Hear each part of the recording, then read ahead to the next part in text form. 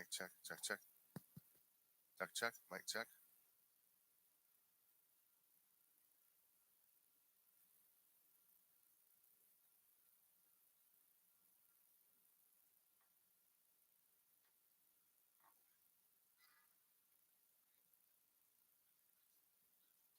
Check, check, check, check.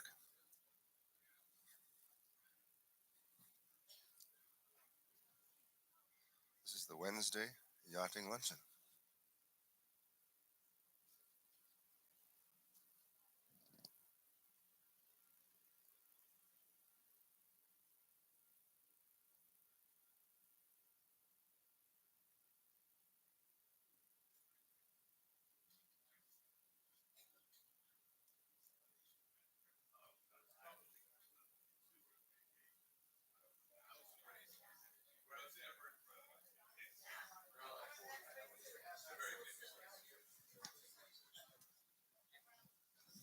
Mic check, check, check.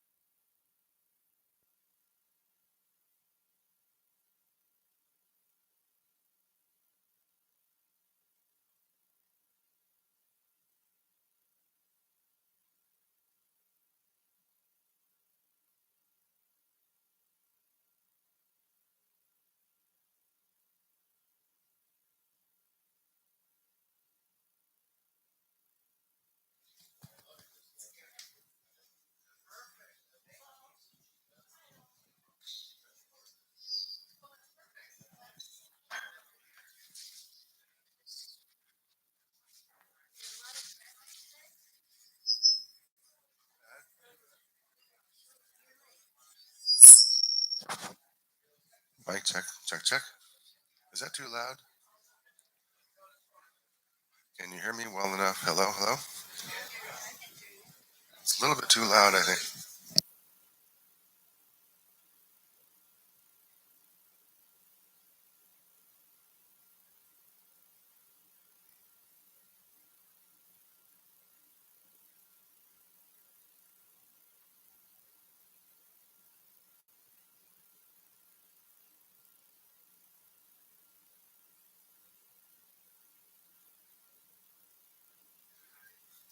Mic check, check 1 2 3 4. Check 1 2 3. Check, check, check, check.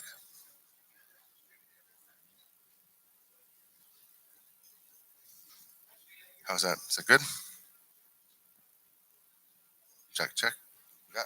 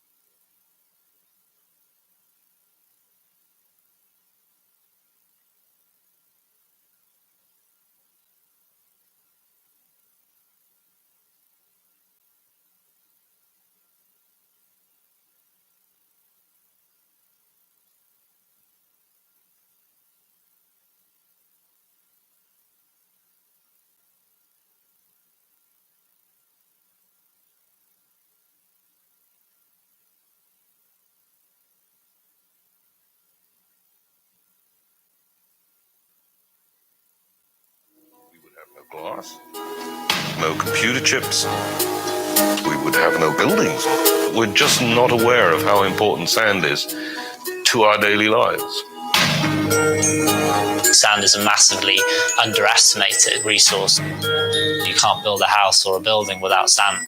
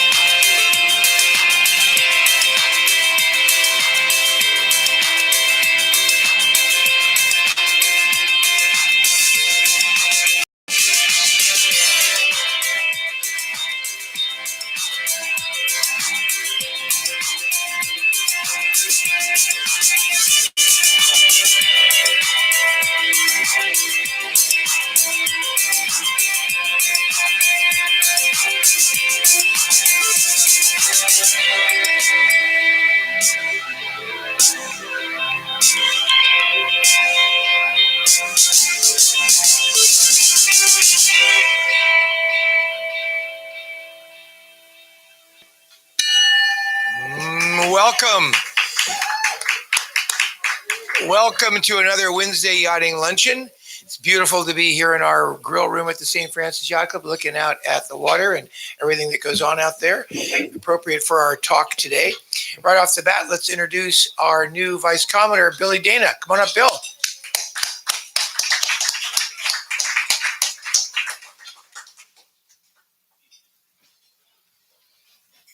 Welcome, buddy. All right. Welcome, everybody. Another beautiful day, Wednesday Yachting Luncheon. Lots of stuff going on around here as usual. Reported last week that the Three Bridge fiasco was going to be Saturday. It was Saturday, and it was a fiasco as it lives up to its name. 300 and some odd boats. We went around left. We should have gone right. We did not finish, but we had a good time. I think 40 boats out of 300 and some odd fleet. 42. Yeah. Did you?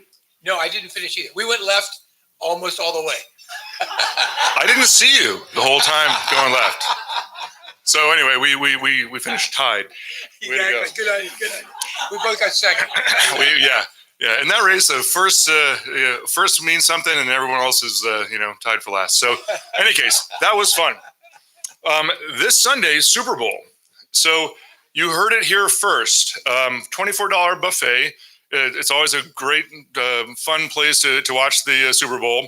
For $24, we're going to be serving Chef Aaron's specials, McGlinchey wings, Bosa's Mafia ribs, Shanahan's spinach dip, Kittle down the middle subs, hot dogs with most start, Jimmy G sliders, and the list goes on. So no lack of creativity from the galley. So everyone have fun. We'll see you here Sunday, hopefully. Perfect. Thanks, Billy. Good on you, mate. Good going. A little bit about future speakers. So the National Park Service has a new superintendent. You want to come by in June because David Brole will be here to talk all about what it's like to be superintendent of the National Park Service, and including aquatic park and about Clutha and all those nautical attractions. And then in May we'll have Steve Tashia. He'll be here on May 20th to talk about the America's Cup, the oldest game in sport. He is the chairman of the America's Cup Hall of Fame. Very, very knowledgeable, thoughtful person. And then on May 13th, Jack Griffin, who is the editor of Cup Experience, he'll be here to talk all about, how fast are the new AC 75s and who he thinks is going to win the Cup. And then in April, lots of people are thinking that you want to have very low carbon footprint boats that do the ecology work in the ocean. And so Moss Landing Marine Center is doing the same thing. So they basically recently commissioned a catch, like the Derek Bayless in Monterey, to work for them, designed by our own local Tom Wyl3. And so Brian Ackerman, who's the executive director of the Moss Landing Marine Labs, will be up to talk all about what they're learning in Moss Landing and what they're doing to basically diminish the damage we sailors and powerboat people are doing to the ocean. Also in March, Chuck Adams, who wrote a book all about, the builders of the Golden Gate Bridge, firsthand accounts of the people who built the incredible Golden Gate Bridge. So he'll be here. You've been looking at the Clipper Around the World race, and this is a race where you can buy yourself crew positions on a given leg of it. And so we'll have the director of recruitment and a crew member, Will Stokely, will be here to talk all about joining the Around the World race. So you can basically bail from work, say you're taking a 2-week vacation, and get on an Around the World boat. Earlier in March, on the 4th, Mikhail Venikoff will be here. Mikhail was the #1 Army Ranger in the world. And he also founded Ranger Road, which is for disabled vets who lost an arm, a leg, an eye, or combinations thereof, and who want to be doing challenging experiences. We've taken him sailing on Youngster a bunch. Clearly, that's a challenging experience. And they're now beginning Ranger Road sailing, I'm happy to say. And so he'll be here to talk all about that. We'll also have the head of the Coast Guard for the Bay Area for Port of San Francisco and Northern California, Maria Bird, here in the end of February. And then former Navy captain and distinguished lawyer, author, and diplomat.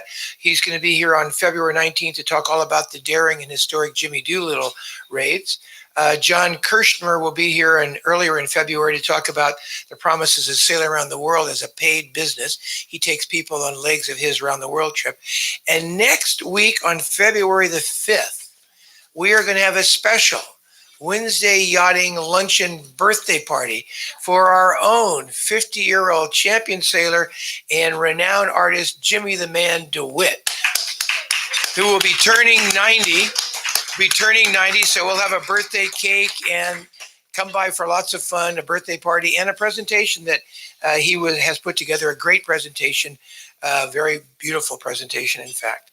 Now a little bit about Jimmy does get a free lunch, and so will Sally. Two people, the speaker and one other person, get a free lunch when you are speaking at the Wednesday Yachting Luncheon. So, Indian chief, fire chief, a doctor, lawyer, what do you want to be when you grow up? Well, if you want to change the world, you pick a job that you think is going to have some influence in moving that arc of history. And clearly, we are on an ecological bent here at the Wednesday Yachting Luncheon. We believe it's as valuable to make sure the water we sail on is healthy as it is to sail on the water.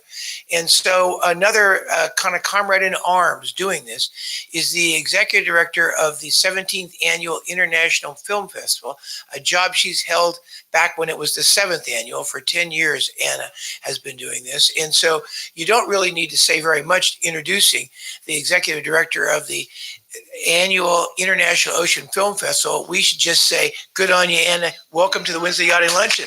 Thank you.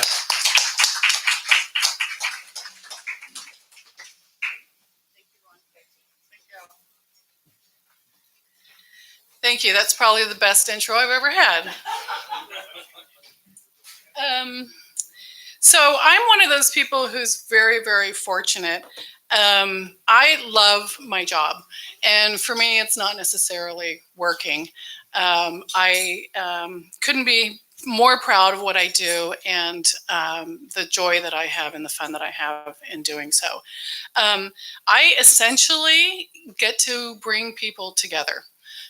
People who care about the ocean, people who want to give back to their community. And I've had the good fortune of meeting people from all over the world who want to make a difference, who want to share stories and have an impact on making the world and the ocean a better place. Forgive me if I talk too much, but I do get passionate about what I'm doing. But I think in this case, what I'd rather do is let the trailers that I brought from the film festival do the speaking for me. So what I'm going to do is give you an overview of the festival, a little history, a little bit about our programs, and then I'm going to show you some trailers that have had impact in the past, and then I'll show you some trailers for the upcoming film festival in March. So before I forget, I did put some postcards down for you. They're on your table. It takes place March 12th to 15th at Fort Mason, which is right here. We also have two other theaters. One is the Smith Raphael in San Rafael, and also the Roxy Theater down in the Mission. So actually 3 total venues. And ticket sales go live next Wednesday, February 5th. So I'd like to get started with someone who inspires all of us. This is Dr. Sylvia Earle. Has anybody had a chance to hear her speak? She's fantastic. She is, we call her the goddess of the ocean. Her deepness was how the New York Times referred to her. And I met her, I don't know, maybe when I first started doing this. And she is one of the most inspiring people. And she can tell you so much about the ocean. She just turned 83. And the photo on your right is her accepting our award. We named her our Ocean Champion in November 2019, which is when we do our annual fundraising event. She was also on the cover of Time magazines as one of the first women in her field. She was the first female scientist at the National Oceanic and Administration, NOAA. And when I first met her, I had not become a scuba diver. And of course, she's done hours and hours and hours upon scuba diving all over the world. And I said, Sylvia, I haven't been scuba diving yet. And her only response to me was, what are you waiting for? And so with that, I went and I got certified. I've been diving since. And lucky me, I was diving over the holidays in Kona, and I actually had an encounter with 3 tiger sharks, which was fascinating. And they look just like they look in the films. They look a little bit heavier in the film than they do in real life. And they moved so swiftly, and I didn't want them to go away, but they were magnificent. So Sylvia is an inspiration to us all. If you do have a chance to meet her, please do, or any opportunity that you have to hear her speak is phenomenal. So we got started at the Dolphin Club, actually. There was a gentleman there by the name of Chris Jake, and him and his group of individuals decided that we needed to do a film about the ocean. And the Dolphin Club swimmers are those crazy people that swim in the bay with no wetsuit. It's one of the oldest swimming and rowing clubs in the country. And so they're the ones who decided we needed to start the film festival. And that's how we all came together. Now we get to have our wrap party at the Dolphin Club, which is on Sunday at 6 o'clock. And it's a culmination of the entire weekend with filmmakers and visiting individuals, and truly a lot of fun. So we keep it within our history, and it's a fantastic place to visit. One thing I like to point out is kind of who we are. So we are a niche film festival. And when you start looking at the ocean and you start thinking about film and visual storytelling, there are so many subject matters about the ocean, both above the waterline and below the waterline. It's endless and it's fascinating. You could learn about coral reefs. You can learn about ocean acidification. We have programs that celebrate how we recreate with the ocean. Surfing is one of our most popular nights at the film festival. It's always Friday night. It always sells out. Every Saturday we have a program on sharks. People love sharks. People are fascinated with sharks. I have a wonderful colleague, David McGuire, who spoke here, I think, in the last year or so. And he just has a passion for protecting sharks, and he educates us more than anything. So our goal is to not only entertain people, but also to educate them, and also to engage people to take action. And just to put us in perspective, I always like to point this out. The San Francisco International Film Festival is 56 years old. The Mill Valley Film Festival is 42 years old. So we're a mere 17, but we're big and we're powerful, and we have a very strong message about protecting our oceans for future generations. We got our beginning with a film that it touched the hearts of everyone.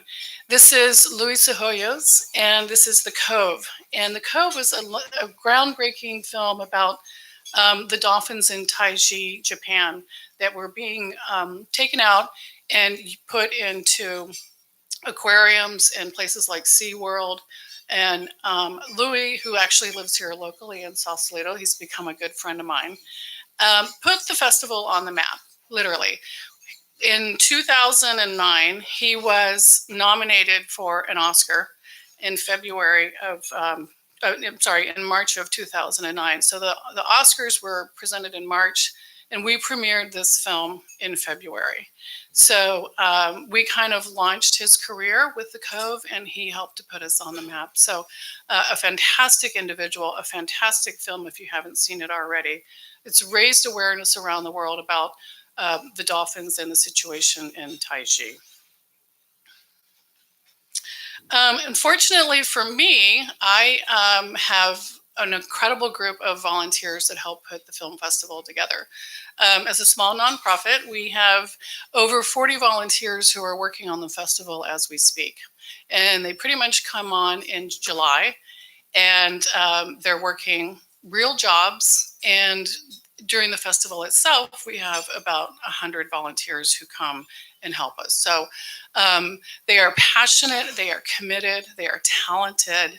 And I still have volunteers from the Dolphin Club that have been volunteering since we started the film festival, and it is amazing. They keep us going. They are our lifeline. They are our energy, and they are some of the funnest people I've ever had an opportunity to work with. So couldn't do it without them.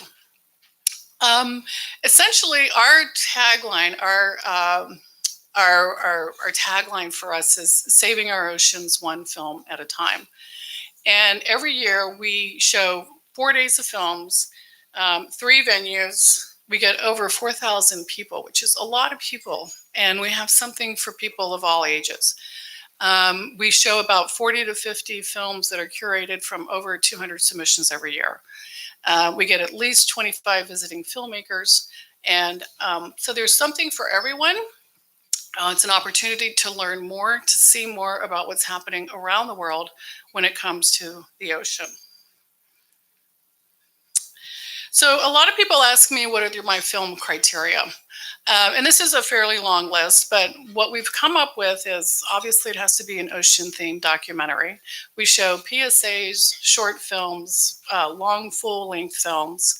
None of the films are more than 2 years old, and they can touch upon marine wildlife, conservation efforts, climate change, ocean recreation, and of course we've had a number of films on sailing as well.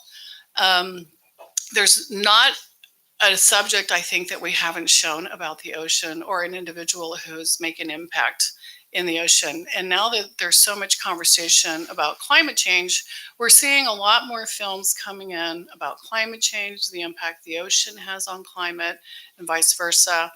And the quality of the films is incredible, as well as the technology that's used, and just the storytelling has gotten so much better and has changed so much over time. 2 programs that we started that I always like to highlight. I started the student film competition and think they're in their 9th year. But this is an opportunity for kids around the world to tell their story about the ocean. These are kids that are Bay Area middle school, high school kids. We give them cash incentive prizes, and we get kids from all over the world who submit. We've had kids from Singapore, Turkey. We've had them in Japan, and they've actually shown up to see their films on the big screen. But it's motivational, it's inspiring, and their stories are compelling. And they're very concerned about what's happening with our oceans, and they're ready to take it over and do something about it. In 2012, we started a traveling program where we take the films overseas. We have a great partnership in Kiel, Germany. I don't know if you know, but Kiel is the newest sister city with San Francisco. Mayor Mark Farrell was, his mother was from Kiel, Germany. So she started that partnership. We're now on our 3rd year of showing films with Kiel, Germany. And most recently, we were in South Korea, in Busan, and have started a program with them as well. So here we get to some of the trailers that I wanted to share with you. This first one is about straws and is about plastic straws. Each of the trailers is about 2 or 3 minutes long. This came out a couple years ago, and it's all about plastic straws. I'm not sure if you're familiar with the issue of plastic straws and how damaging they can be to the environment, but this is a film that went around the world and is now shown in classrooms.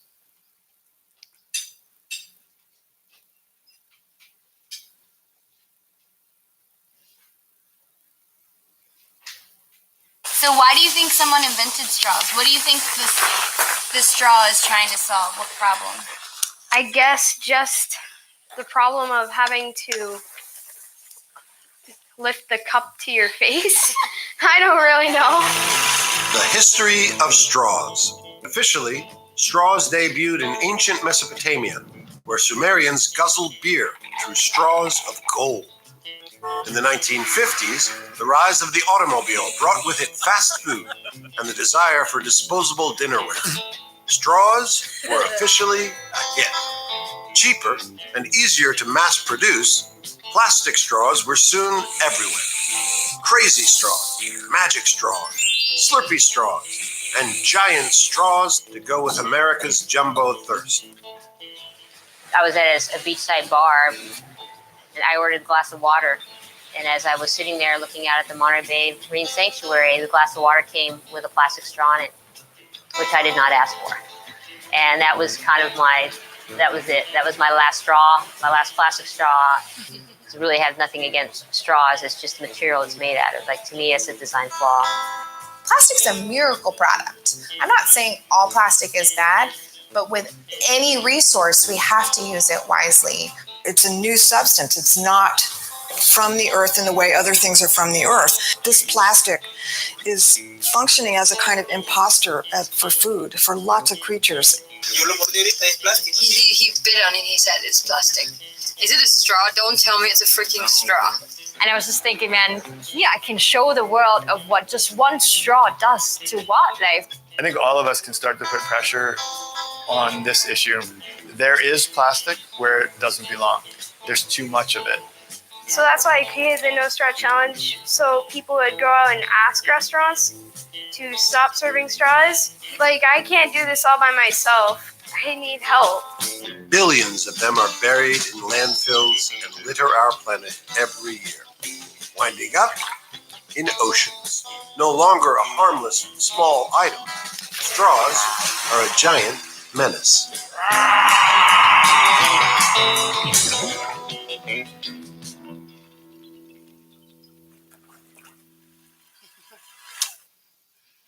And feel free to clap too. Don't worry about it. Otherwise, there's this dead silence in the room, and I'm sure the filmmaker is appreciating it somewhere around the world. I'm going to run through these because I really want to share all of them with you. The next one is called Sand Wars, and this is one of my favorite films because it opened up so many people's eyes as to the amount of sand that's being mined out of the ocean for the purposes of construction. And as much sand as we have, it's actually a finite resource that can never be replaced. And this was a special film because we showed it down in Monterey at the Monterey Institute of International Studies. There is a sand mining operation in the city of Marina, the only coastal sand mining operation in the United States. We teamed up with Surfrider and other nonprofits and showed it to the community, to a sold-out auditorium. And the issue was they wanted to try to shut down that sand mining operation. They were bringing in over 200 to 300,000 cubic yards of sand per year, which is about 30,000 dump trucks per year, taking it out of the sand, selling it, using it for construction. The film showed various times. I think we showed it like at least 5 times here in the Bay Area because most people aren't aware of this issue. As a result, over the years, the California Coastal Commission finally got CEMEX to cease its operations. So they were given about a 2-year period to shut down. And so as I last looked at the information, they're on schedule to be shut down fairly quickly. And this was a film that helped to inspire that.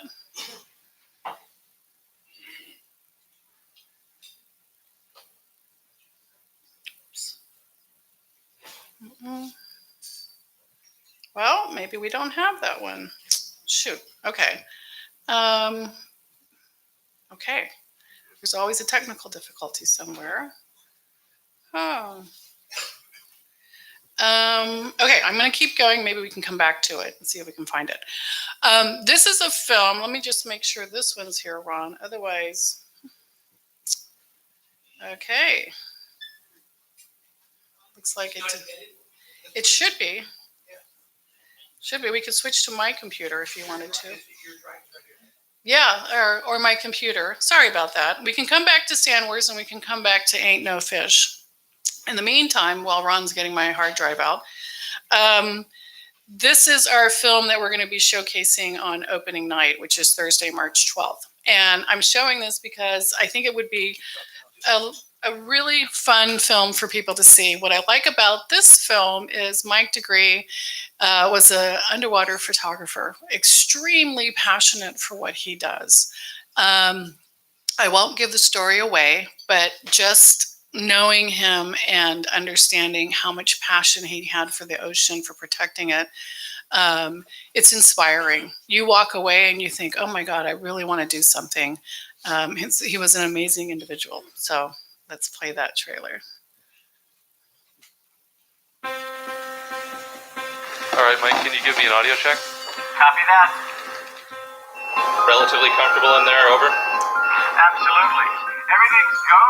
He was a different little boy. He really was.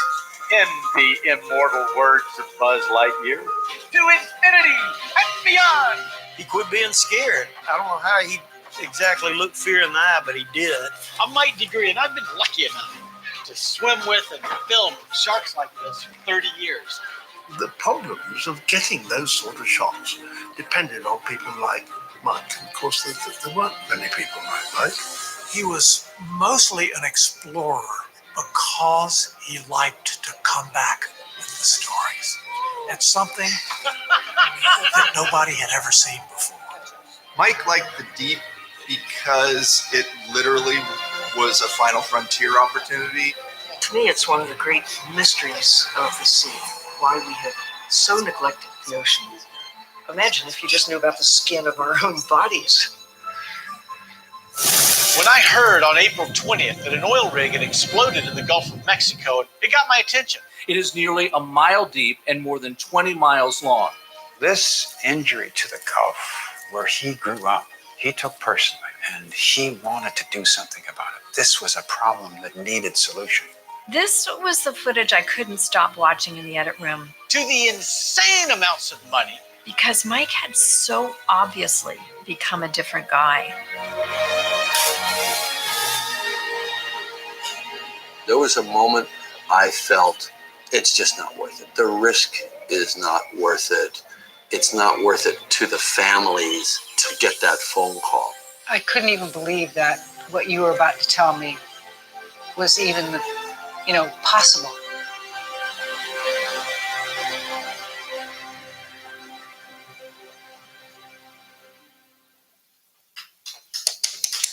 Love that one.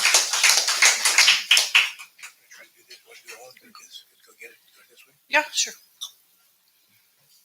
You never want a technical difficulty when you run a film festival.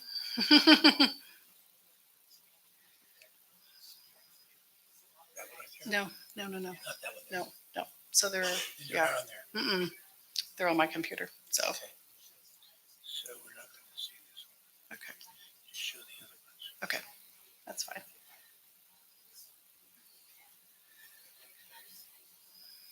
Okay.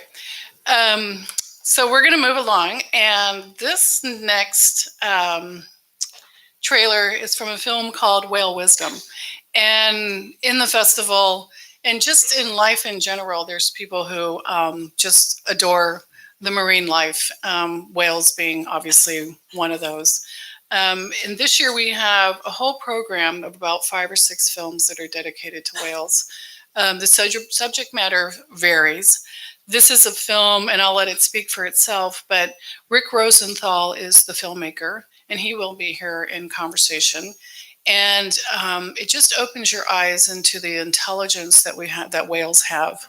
It's also very pertinent to what's been happening with us here in the Bay Area and all of the issues around whale entanglement. Whale entanglement is a very serious issue where nets get thrown overboard by fishermen. They don't go away. They're primarily made of plastics, and they entangle all kinds of species, turtles and all kinds of fishes. So whale entanglement is a big issue. We have another film on that. And it's a good opportunity to learn more about what is happening in our community and how to protect the whales. This is Whale Wisdom.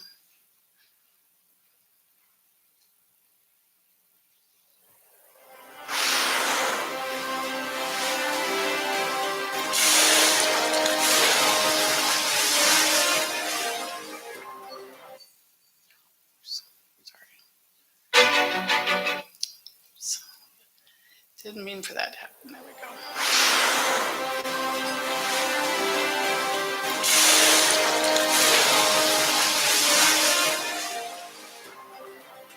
We can barely imagine a whale's life, let alone what's in their mind. One man is ready to try. It's a journey into the deepest thinking. He'll find intelligence,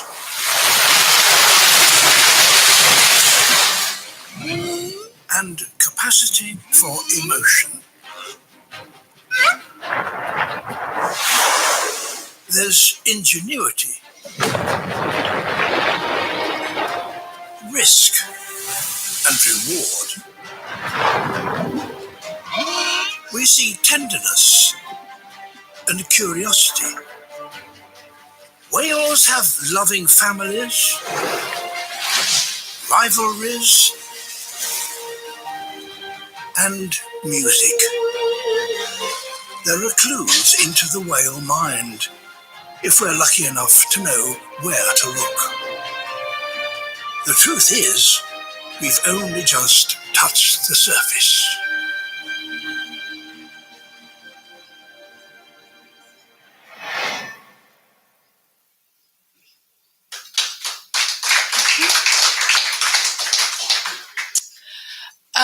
My next trailer is about a campaign that we're going to be focused on during the film festival. This is a brand new campaign that has come out, and a lot of people are following it, and it's called 30 by 30. And it was started by the UK government, and the whole purpose is to protect 30% of our oceans by 2030. This is a very well done trailer. Just got permission to use it yesterday, and we're probably going to show it in front of all 15 programs throughout the film festival. It's very well done, and it speaks to marine protected areas, which is what our speaker last week was talking about, Lance Morgan of Marine Conservation Institute, and how important MPAs are to protecting what lies below the water and making sure that we have resources for future generations.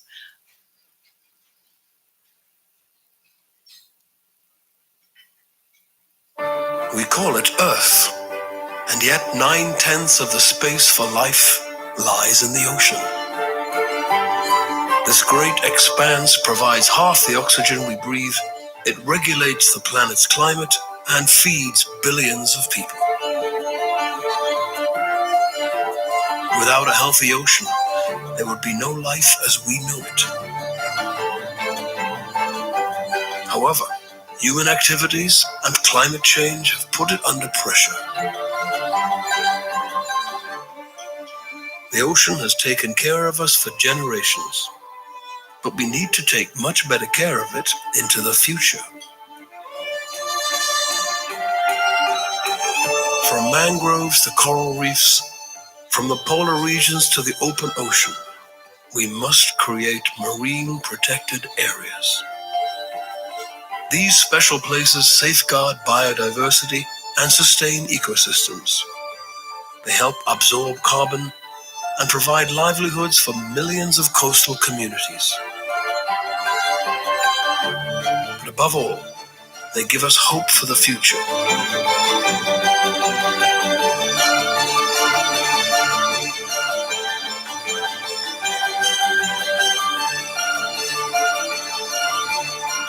In 2010, world leaders agreed to protect 1/10 of the ocean.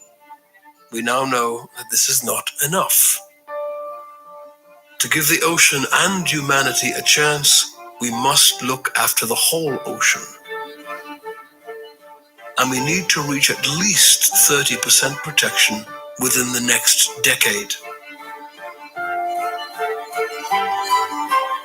Now is the time for action, to come together and to scale up effective protection for the future of us all.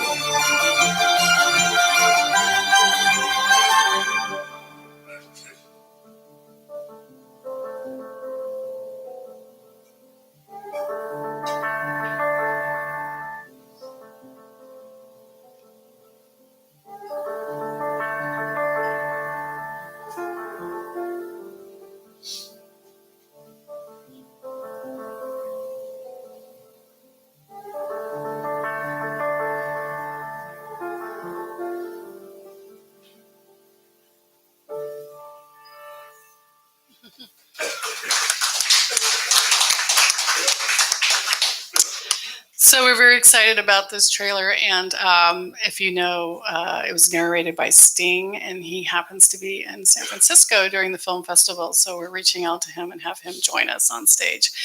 He's a big advocate for the ocean. So I think now my time is up, and Ron and I are going to do our Q&A, and perhaps we can try the other two trailers afterwards, Ron? Yeah, thank you.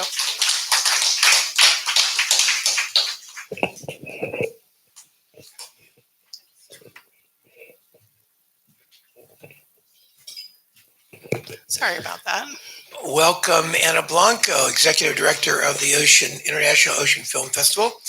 So, Anna, what a fun thing to have you come and speak to the Wednesday Yachting Luncheon about.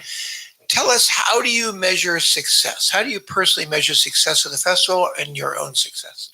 Very good question. Thank you. I think for me personally, I'll start with that, is having created more programs within the film festival.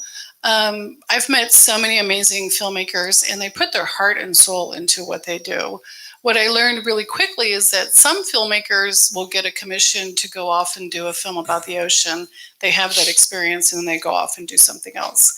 Then I meet other filmmakers who are only dedicated to the ocean, and they become very specific, but their films are very well done, very informative, very beautiful. I mean, underwater photography, underwater filmmaking is a real skill. So to be able to have more opportunities for more people to have more experiences during the film festival is amazing. But we've also become more of a year-round organization. So we not only hold the film festival, and I tend to speak about it because it is our anchor event, but we do films throughout the year. So, for example, we do partnerships with organizations. In fact, we showed films during the America's Cup. When the America's Cup was here, we were down on the Marina Green with Tom Heyman, and that was a lot of fun. We also have a partnership in Tiburon with the Estuary and Ocean Science Center, if you're familiar with that. And that is the marine biology portion of San Francisco State University. So they use our films to tell the Tiburon and the Marin community what's happening with the ocean. And in fact, I will put a little plug in there. They have a screening next Wednesday. The filmmaker will be there in attendance. He's from Vancouver. And the film is called Call of the Baby Beluga. And it's a fantastic film about belugas, which are hard to film. So they have some very unique footage, overhead footage. And it's about a baby beluga that is abandoned or gets separated by its mother and how it survives. To be able to increase the breadth of people who see the films is, I think, a measure of success for the film festival. And the traveling program is another way in which we do that. So increasing programs, for me, personal success is growing the organization. I have a lot of people who come every year. I have a lot of people who come to me and they say, I will never forget that film that I saw about sand. It changed my life, and I told all my friends about it. So we get a lot of individuals who have been coming for years, and to see that kind of response is remarkable. What do tickets cost at the festival? And remind everybody of the dates. So the dates are March 12th to 15th. Individual tickets are $20. We have an all-access pass, which is $250 and gets you into everything. Which is how many total films? It's about 55, I think, is where we are now. And we have special discounts for children and senior citizens. We have special prices for all day Saturday and all day Sunday as well. Which film festivals do you admire?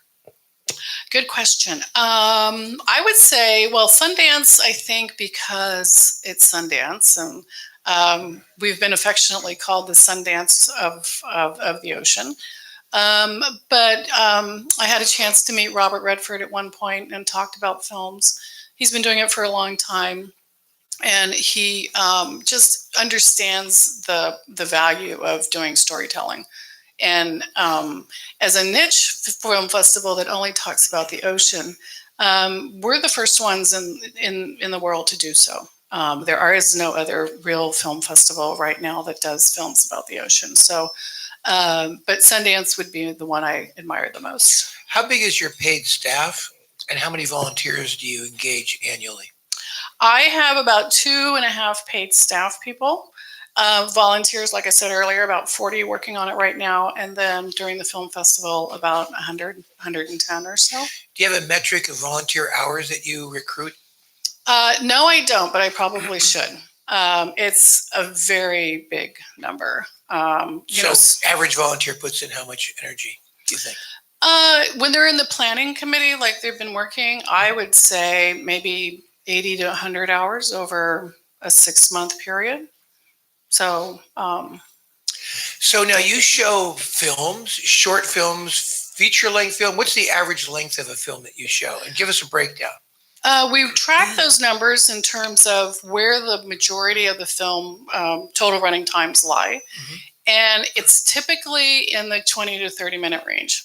So when you do a film program, you want to have an anchor film that is at least 50, 60 minutes. And then you can add in 3 or 4 of the shorter ones. You can add in some really short ones. So at a film festival, when you go to a film program, you want to be able to see a variety of films. You don't just want to go and see one long anchor film. So each program has about 3 or 4 films with an anchor film of about 50 minutes. PSAs, how often do you show PSAs? And what's happening with PSAs? Are they still growing? Has cable knocked away PSAs? I think there's still a market for PSAs. What I think is the bigger two other questions about PSAs is I think there's so much more on social media now. So I think social medias might have taken over PSAs. Instagram, Facebook, you could tell a story and, with a couple of images on Instagram. And for a lot of nonprofit organizations, that's their PSA. One of my favorite PSAs was when I very first started. It was done by a group called wyl3. And they had a PSA with Yao Ming. Does anybody remember Yao Ming? He was the super tall basketball player. Exactly. He did a PSA, and he was in a restaurant that was surrounded by windows that had fish and sharks swimming around. And their message, their tagline is simply, "When the buying stops, the killing stops." So it's Yao Ming. He's at this restaurant. He's served shark fin soup, and he just gently pushes it away and says, "When the buying stops, killing stops." So one of our all-time favorite PSAs. So Jim Schwartz, the executive producer and funder of your SEAL film that won, The Cove, that won an Oscar. He's won 3 Oscars. He showed his films here as a Wednesday Yachting Luncheon speaker like yourself. He said the competition now for festivals is intense. So how many meetings do you go to in a year to listen to somebody's pitch about a film? And then I'm going to keep asking questions as they occur to my mind. But if you have one, please hold your hand up. And of all the great guys to help with the mic, our staff Commodore, Paul Hannigan, will pass out the mic. So cue up your questions. Wave to Paul. Okay, so pitches. How many do you see a year? Well, we get filmmakers who come and say, "I want to show my film in your film festival." And we also have an automated system where they just submit, and it's open year round, and they just keep continuing to submit. What you're finding, though, is timing of films and timings of film festivals. There's a couple films. What's happening now in the marketplace is these great films are made, and they want to go straight to a Netflix or an Amazon to recoup their cost. So a lot of them will bypass the film festival circuit. You see that a lot. Some films go on the film festival circuit to gain momentum, to raise awareness, to get increase. And for a lot of filmmakers, that's their way of then going to a Netflix or an Amazon to get their film on a streaming service. But it's interesting because filmmakers, if it's a really good film, will hold on to their film. They won't do it on the festival circuit. They wait to submit to Sundance, which is happening right now as we speak. And they're looking for distributors, people to pay for the film and then distribute it. If they don't get a good offer, then they tend to hang on to it, and then they come back to the film festivals. And we're actually really helpful in helping to promote a film, tell people about a film. So it's a changing marketplace. It's very interesting. Kim, you have a question from the audience. Can you, if you were to, when people donate, where are you looking to put the money, and how do you use money that you're raising? So when people donate, we typically focus on our education program. This year we have over 1,500 Bay Area middle school and high school kids coming to the theater for free. And if you have kids or you've dealt with the system, you know that busing and transportation is probably the hardest thing. So we're paying for about 20 buses to get the kids to come to the festival for free. And that's where we have a lot of impact, is with the kids. So mostly in our education program, our student film competition, and staffing, really, more than anything. Now, if you have a question, wave your hand, and Paul Heineck will bring you the mic. So talk about the selection process. How big is the selection jury? And how do they, do you have selection meetings, jury meetings? So I am very fortunate. I have a volunteer jury of about 10 people. We open up our call for submissions starting in July 1st, and we close in December 15th. We meet every 2 weeks. We watch the films. We argue about the films.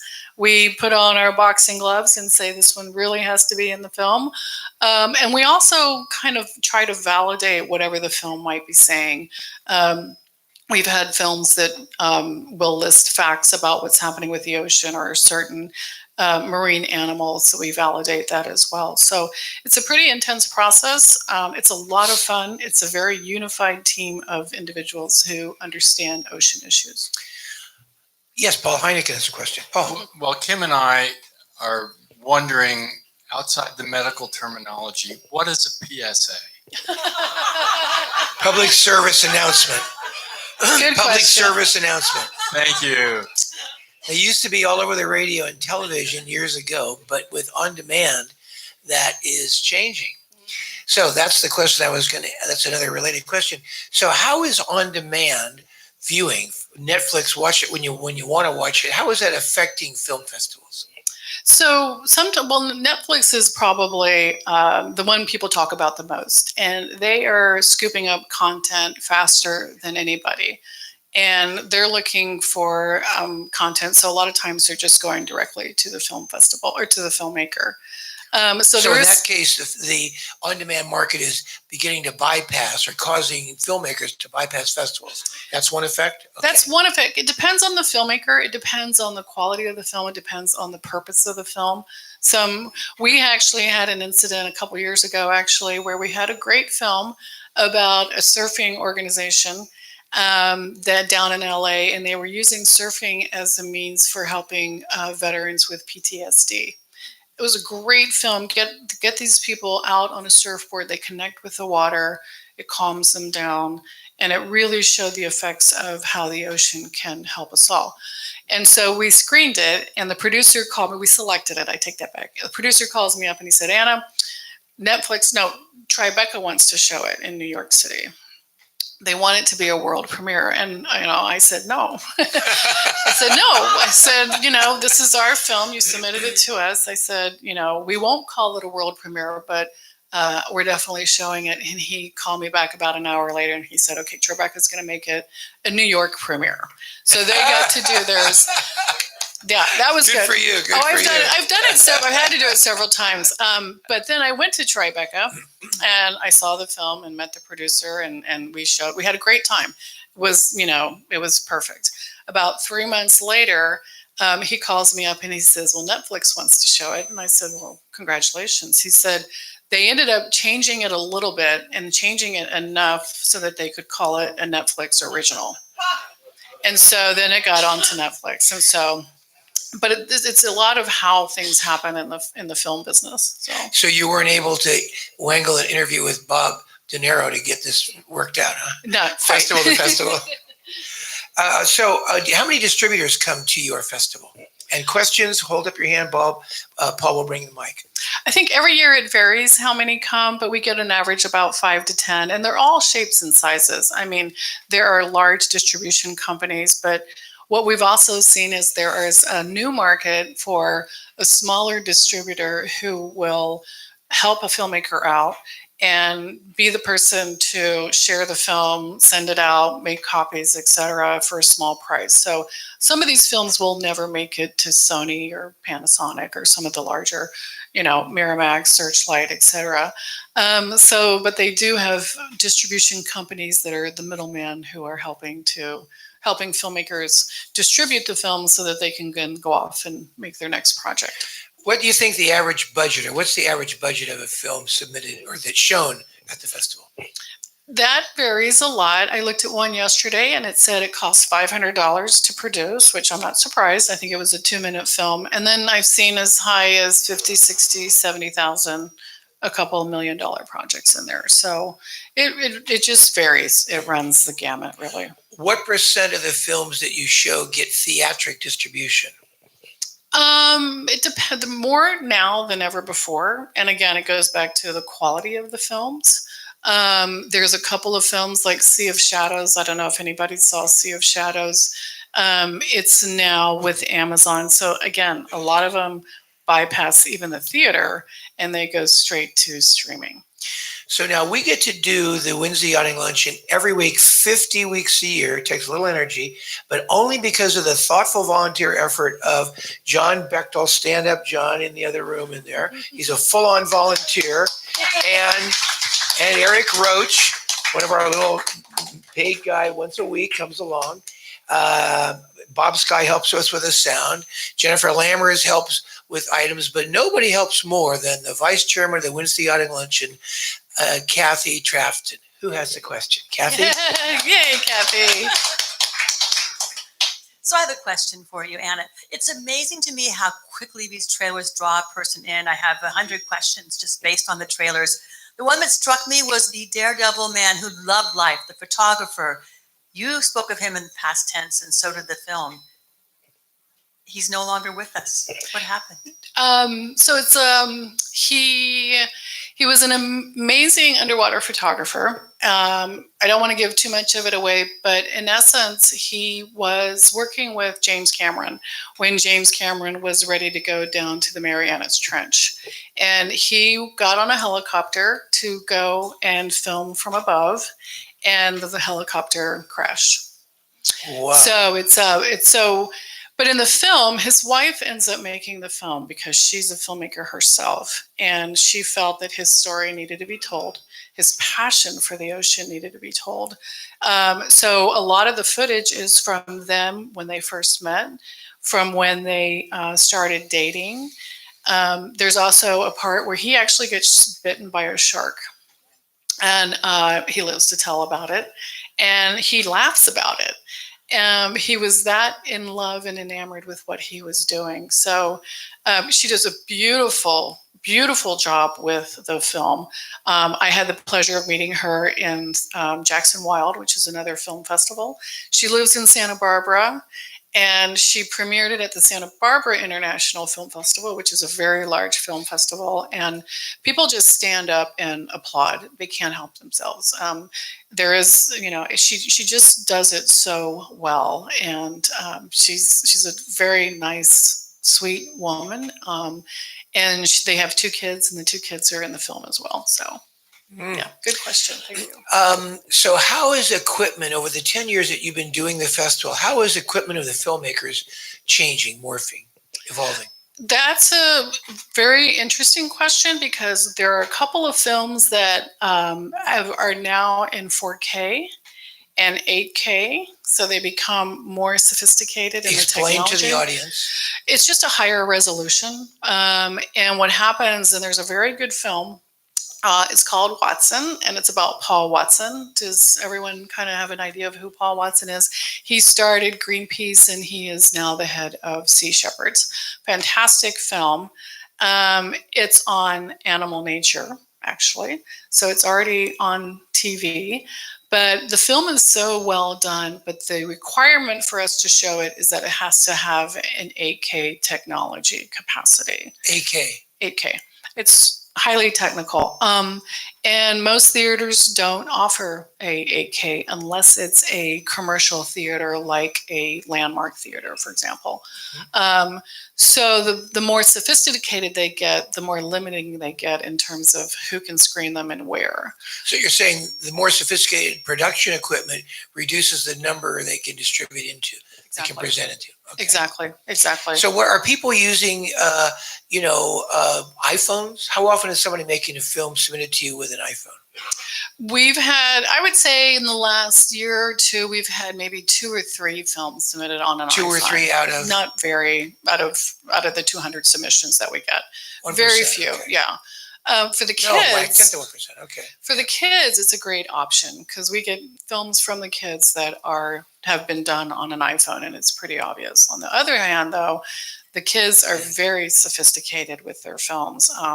The student film competition screens the top 15 finalists in middle school and high school. We just picked those last week. It's all done on a criteria scoring basis. And that is a film that's free to attend, and it's Sunday morning at 10 a.m. at Fort Mason. And you will be amazed and blown away by the messages that these kids have for protecting our oceans.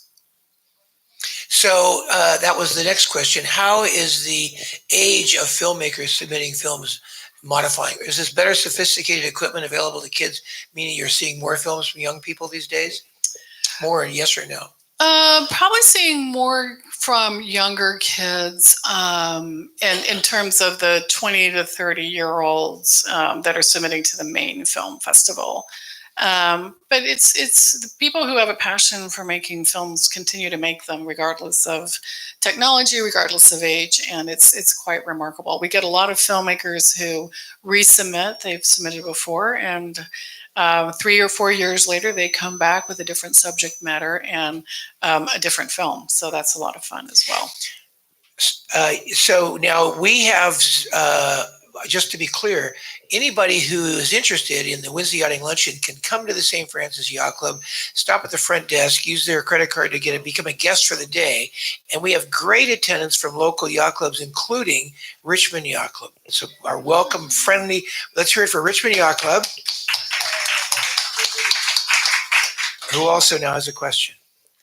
Yes, Susan Hubbard from Richmond Yacht Club.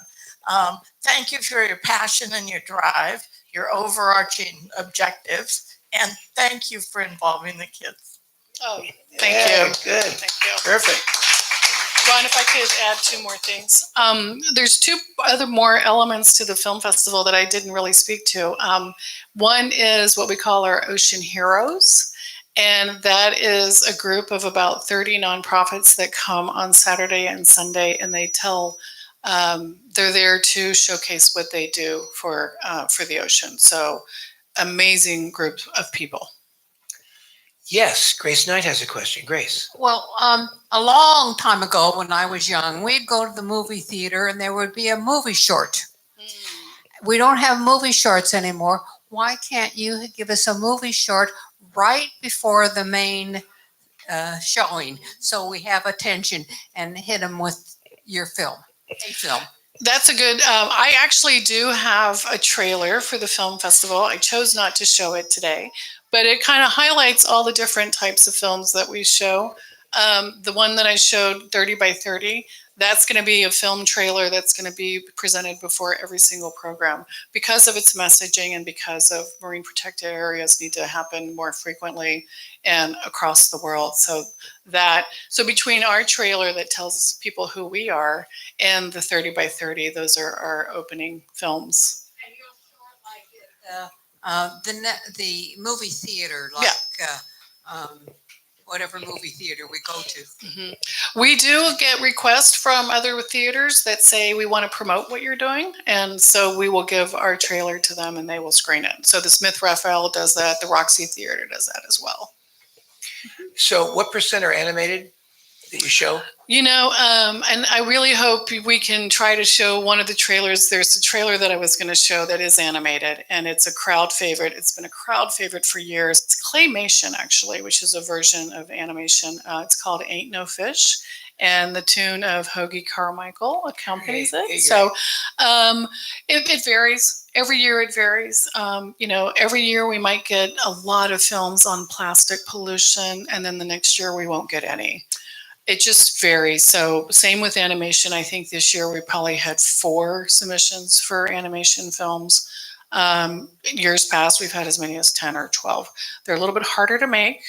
Ron, you also was served as an MC last year when we showed an animated film called The Blues Crab. It was great Harry film. Great Rubenstein. film. Yeah. Terrific. And a fairly long one, too. And I really enjoyed interviewing the filmmaker. One of the great treats of going to film festivals is your access to the filmmakers and getting to listen to their techniques, their underlying philosophies, and their kind of strategies to make great, cool movies. So what's the hardest part of your job? How long do we have? No. 2 minutes. Obviously fundraising. Fundraising is critical when you're a small nonprofit. How much do you have to raise a year?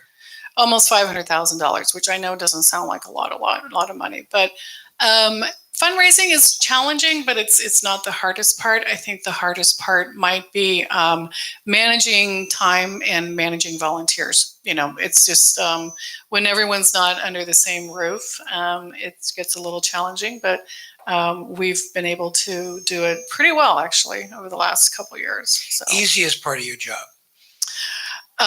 Doing this and enrolling people in what we do, encouraging them to take part in the ocean and to be a part of it. That's the easiest part, because I think everybody has an inherent desire to learn more about the ocean. Everybody wants to do something. So we are simply conveying a message on how to go about doing that.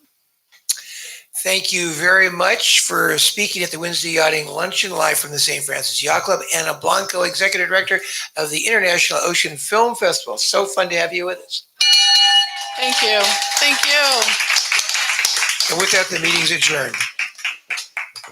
Great. And we're going to show, the meeting's adjourned, but we're going to show a couple films.